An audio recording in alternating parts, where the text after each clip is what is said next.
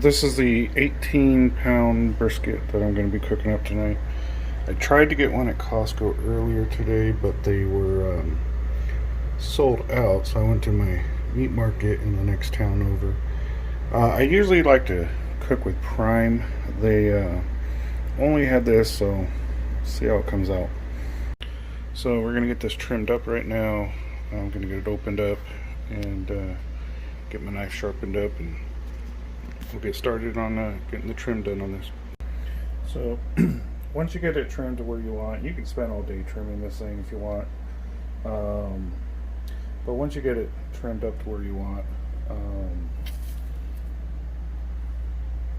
so trimmings. I'm not going to throw all those trimmings away. I'm going to actually save some of them for my chili. I'll actually grind up the meat. And there's a couple spots on here that I went a little too deep. It'll be alright. It's really not that big of a deal on this one. And then for the seasoning, I'm going super simple this time.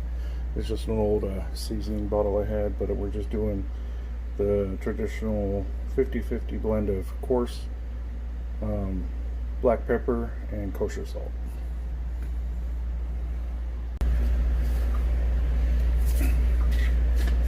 And then you can sometimes, if you really want to, use a binder, you can, which would be like a mustard, or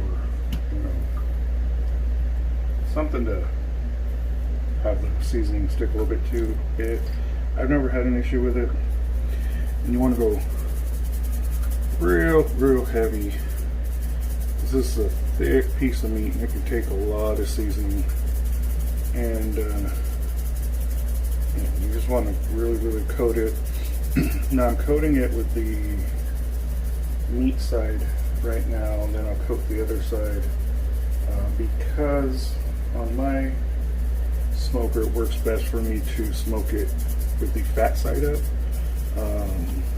Depending on how yours works, my heat mainly goes to the top, so I want to protect the meat with that fat layer. That's why you leave it on there, so it renders down into the meat. Other cooking devices may have the heat come from underneath. In that case, you probably want to put it fat side down.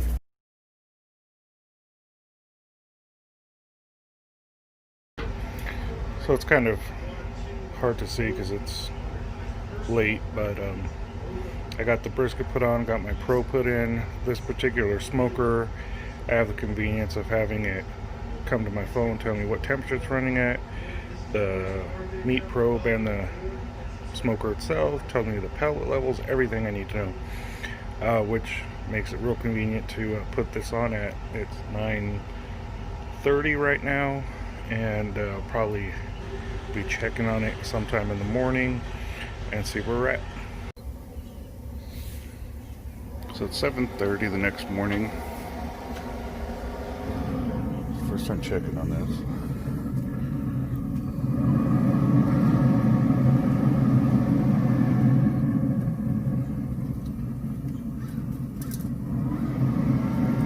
Really nice. Right now the probe is at if you can see this, 169, and so a good chunk in there. So I'm probably gonna let this go for, well, I don't know, probably another hour or so, and then we'll wrap it. So once you get to about the color you like, you can pull it off, get it wrapped up. In this case, for a long time I wrapped in foil, but it really removes the bark that you create on this. So I started using butcher paper, and it saves the smoke ring and saves the bark.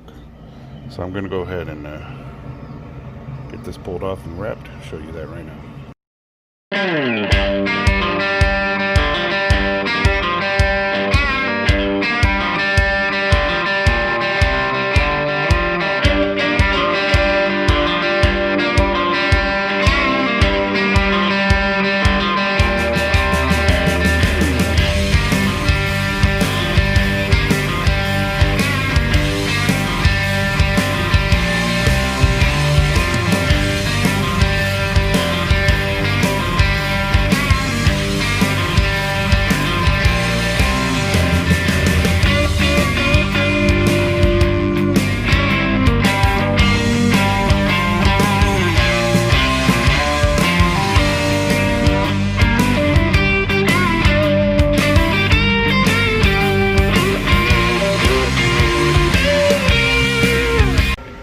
So my alarm just fired off saying that it's at temp, but we're going to actually check for tenderness and see.